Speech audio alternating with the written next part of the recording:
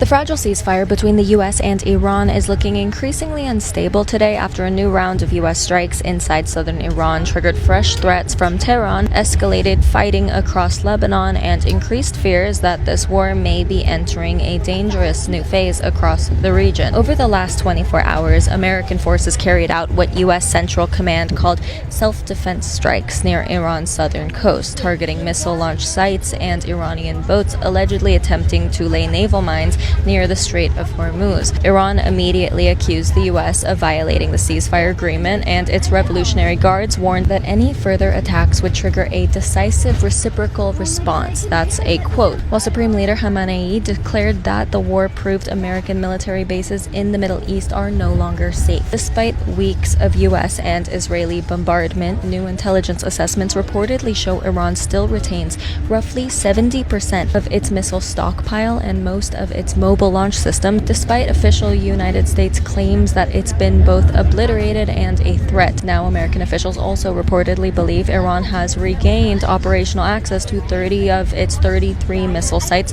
along the Strait of Hormuz, meaning Tehran may still have the ability to threaten oil tankers, commercial shipping, and U.S. naval forces in the Gulf. All the while, diplomacy is still barely alive. Secretary of State Marco Rubio said negotiations in Qatar are continuing and could produce a deal within days. President Trump is now expected to convene his full cabinet at Camp David tomorrow as his administration tries to salvage a broader agreement aimed at reopening the Strait of Hormuz and preventing a return to full-scale war. Analysts say that the emerging framework increasingly resembles Trump's earlier Gaza ceasefire strategy, in which he had stopped the immediate crisis first and then pushed the hardest issues like Iran's nuclear program, ballistic missiles, and regional militias off until later. And the concern is that the approach may simply freeze the conflict rather than resolve it. For instance, over the weekend, Trump declared that negotiations were moments away from over, and then this morning, the U.S. struck Iran. And one of the biggest unresolved questions remains Iran's highly enriched uranium stockpile. Trump says Iran must either surrender the material or destroy it under international supervision. Iran has rejected these conditions publicly, while Trump swears they're agreeing to them in private. And as for the rest of the region, Israel dramatically intensified strikes against Hezbollah in Lebanon overnight, hitting more than 100 targets and ordering evacuations in one of southern Lebanon's largest cities. Lebanese officials say at least 11 people, including children, were killed in the strikes. Netanyahu said Israel would increase the blows against Hezbollah even as U.S.-Iran negotiators signal possible progress toward a broader deal.